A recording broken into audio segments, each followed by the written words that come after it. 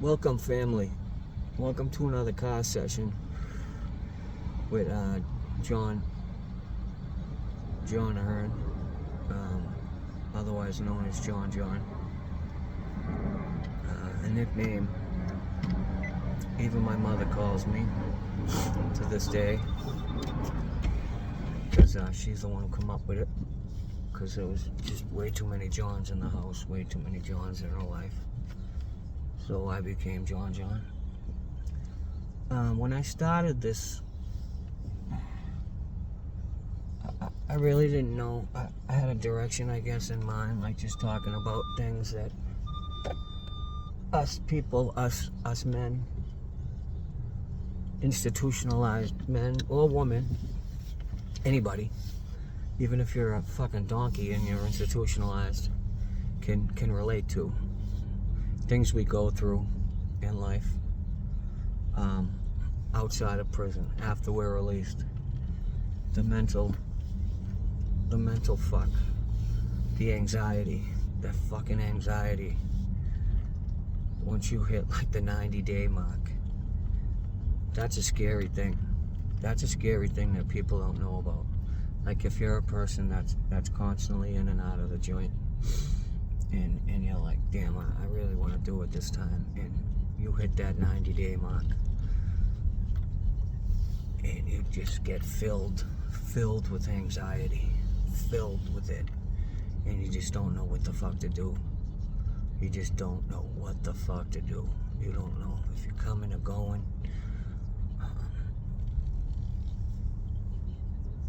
Yeah, you become rattled with fear,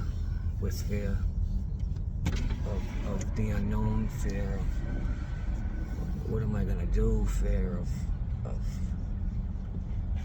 not having money, of what am I gonna do for money, of so many things. You know, nobody, a lot of times we have a problem recognizing fear for what it is, because nobody wants to accept that fear is what they're feeling, because we all grow up with I'm not afraid of anything. I'm not afraid, and it's not being afraid. It's just it's a healthy fear that everybody has. Everybody has fear of something, you know. And I'll be the first one to tell you, I have so many. And fear can be a driving point sometimes to make you make good choices, or fear can help you make bad choices. And once you hit that certain 90-day mark, you gotta really grind through that to just not do anything stupid, and just stick with whatever decision you make to do good and not fuck up, because you know what, it'll go away. It goes away. Those feelings, that anxiety, that whatever it is, all those negative emotions you go through, they go away. So that's just one thing I wanted to touch on, because that was a main goal of starting this channel and talking about things that we all go through. But you know, it ends up being, we gotta talk about things that me as an individual have gone through in my life as a drug addict, as a substance abuser, and as somebody who spent a large portion of my adult life incarcerated in the mental fuck of the mental changeover of years and years incarcerated, in certain places, in maximum security prisons, and spending lots of time and segregation, and that does things to your brain. It does things to your brain. But I'm gonna, this is what I said I was gonna do in my last video, and I'm gonna tell a story about what made me think of it was the cop I was talking about that was fucking standing at our table like a moron, staring at us, and how it's just an act of disrespect, you know, especially in prison, jails, house corrections. And I was a young pup, you know, and it was definitely at the point where I was trying to make a point. I was trying to make a point and make a name, and trying to prove to people that I'm gonna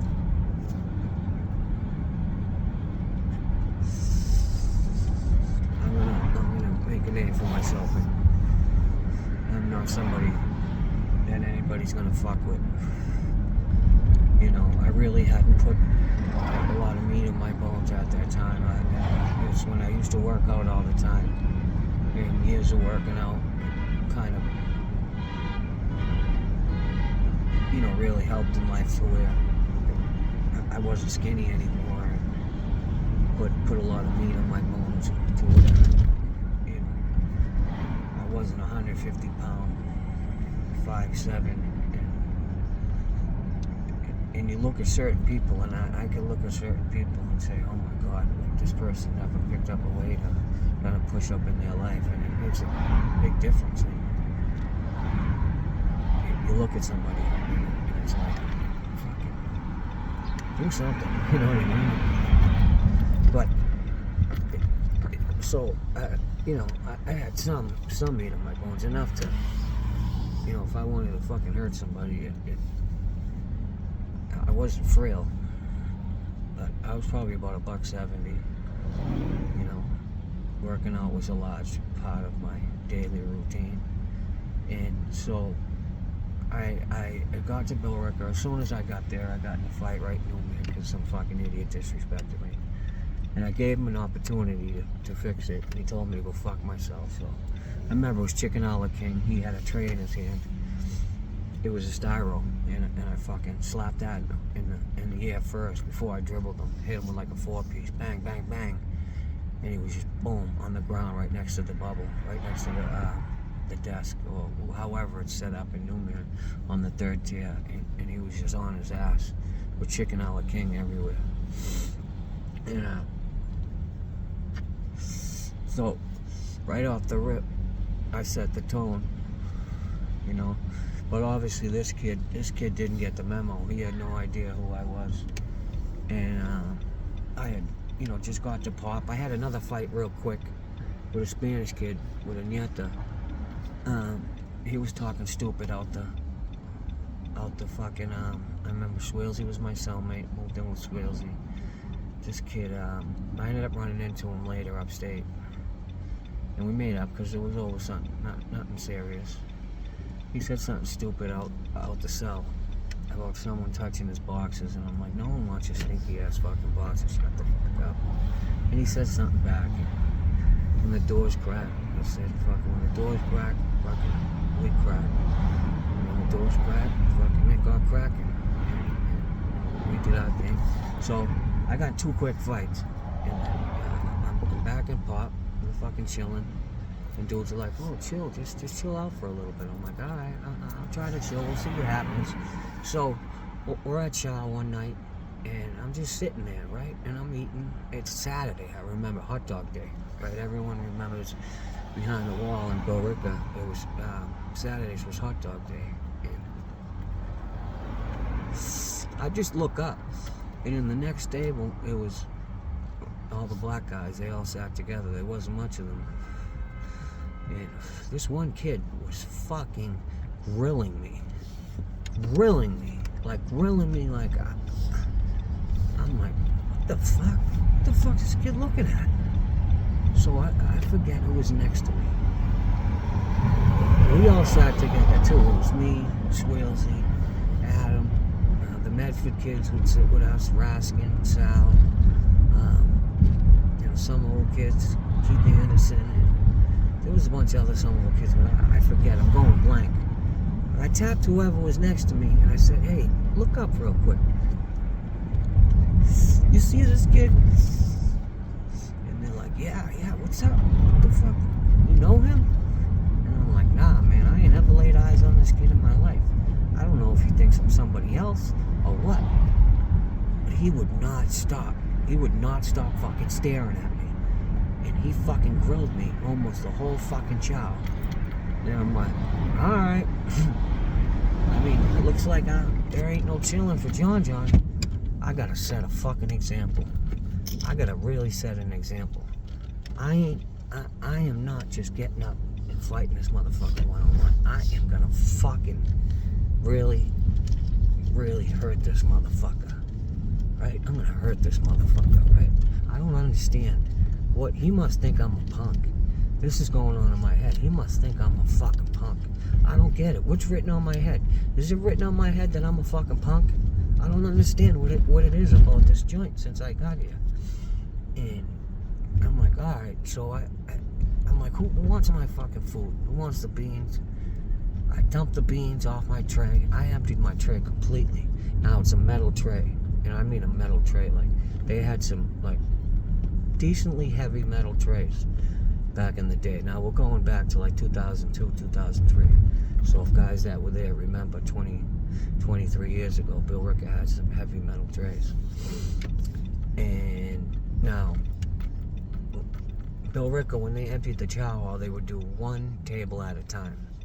So I would say we were at the fourth table, he was at the third. So they start at table one, then when table one gets up, then table two, then table three, then table four.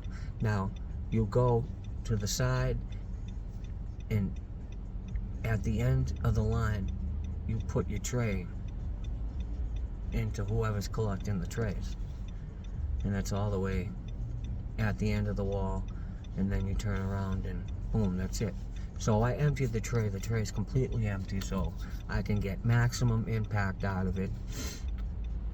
And I turn around on the bench, and I tie my fucking Reebok Classics tight, nice and tight, right?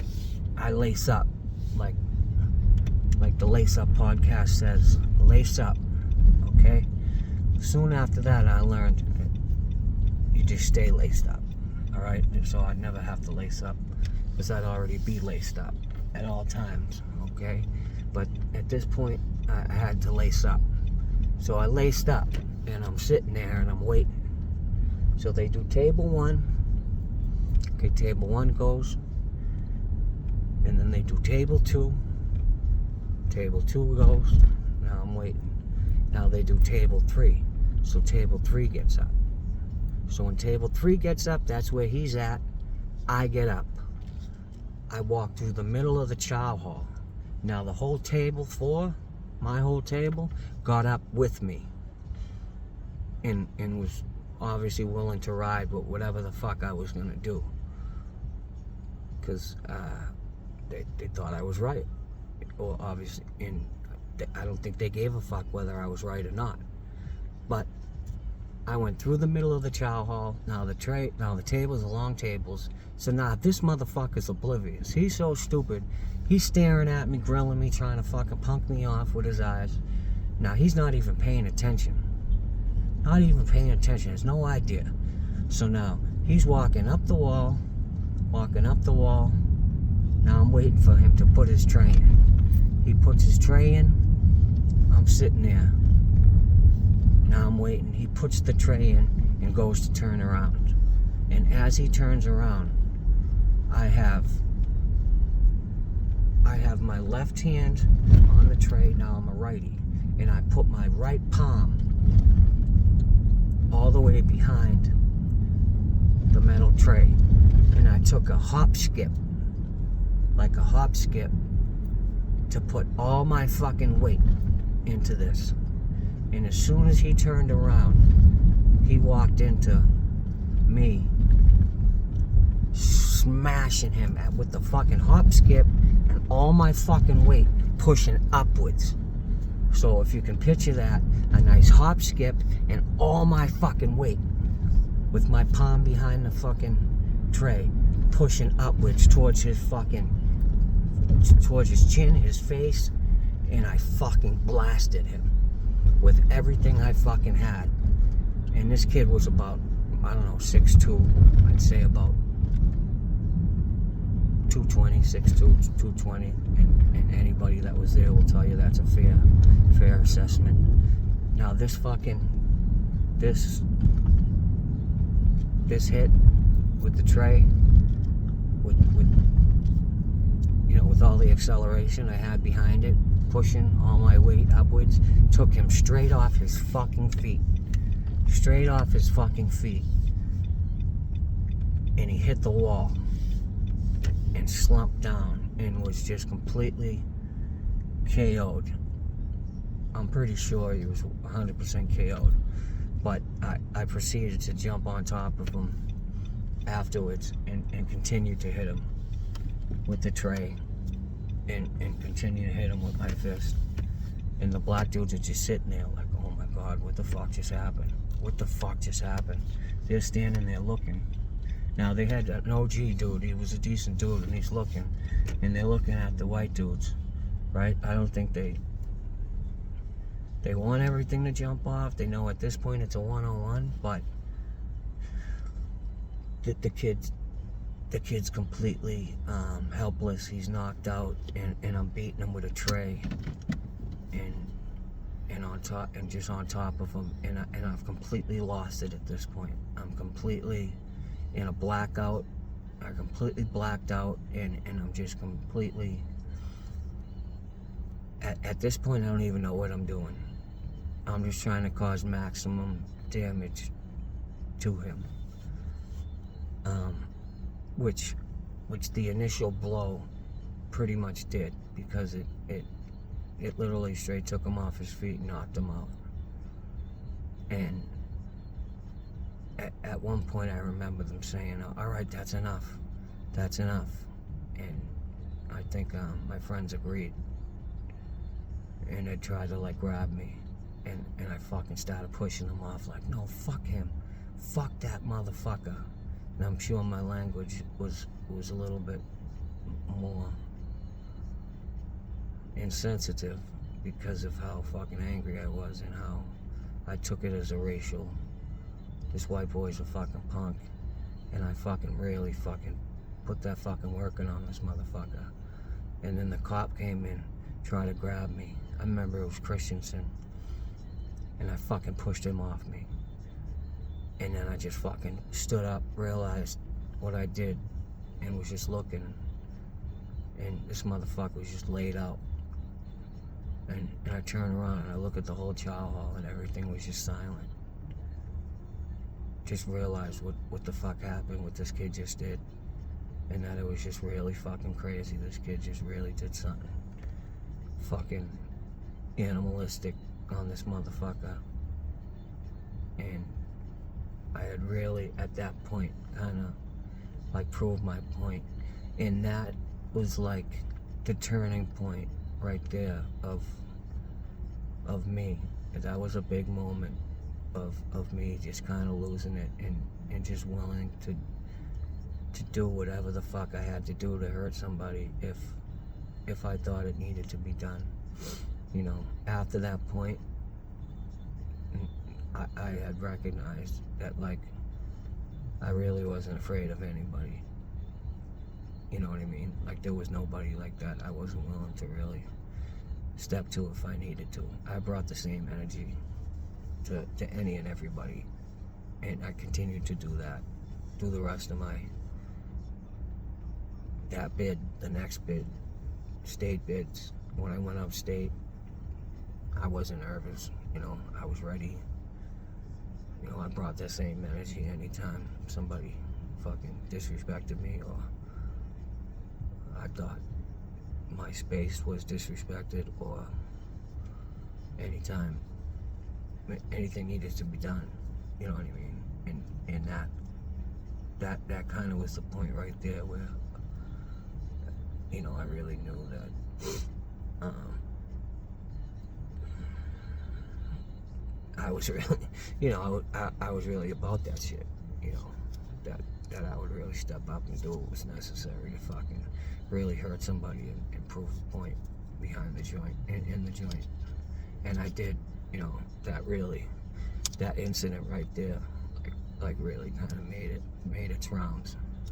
And when I got to Salt Bay, got shipped back to Salt Bay finally, like, you know, people like, yo, I heard you fucking, you know, really put that work on this dude with a fucking tray. And I'm like, I don't think you really, like, understand unless you were there. Like, you really had to be there to see how crazy that shit was. That shit was wild. And they never cuffed me. I wouldn't let them cuff me. I walked all the way to the 3rd tier without being cuffed. I wouldn't let the cop cuff me up. I was so amped up. And I've never seen that happen in any joint ever. I never cuffed up. The dude walked me all the way to Seg, and I think he knew, like, it was just like, you know what, just let this kid walk, and I really don't want to escalate this situation any worse, because I really didn't feel like cuffing up at that moment. And I went up to Seg, and Adam was up there. Adam got in a beef. That's when he fucking beat up Sham Shack. And Paul Mahoney was up there, I think, too. I think he had beat up the fucking waiter. I don't know if that was after that, but I'm like, yo, I just fucking really did it. I just set it off in the Chow Hall. And I could have got charged for that too, and I didn't. But that's that story. That really, you know, there's guys that watch this YouTube that were in Billerica at that time that know that happened, that were there in the mods, or I don't know if there's guys that were behind the wall at that time, but they know that went down, that's a true story. So, but I'm not going to tell anything that didn't happen anyways, because that's just nowhere. What's the point of that? That's so fake and unauthentic. I'm here to tell my story, the things that happened while I was incarcerated, and give it exactly as I remember it. Everything might not be 100% accurate, but that's like the little things. But the actual incident, I remember, you know, obviously. Things that might not be 100% accurate are small things that really don't matter because they happened a long time ago. But things aren't going to get more authentic than on this channel. Keep watching. Please subscribe, smash that like button, and comment, please. Thank you for watching. I appreciate all you guys. Thank you.